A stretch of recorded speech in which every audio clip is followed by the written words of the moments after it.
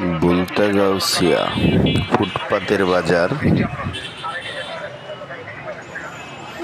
এই হলো আমাদের বুলতাগাউসিয়া। রাস্তার পাশেই বসেছে বিশাল ফুটপাত, দোকানের পরে দোকান। গাড়ি চলার জন্য তেমন একটু জায়গাও নেই। মাননীয় সংসদ এমপির কাছে দৃষ্টি আকর্ষণ করছি, রাস্তায় কি বাজার থাকবে নাকি গাড়ি চলাচল করবে? ঘন্টার পর ঘন্টা জ্যামে আটকে থাকতে হয় এই বুলতাগাউসিয়া।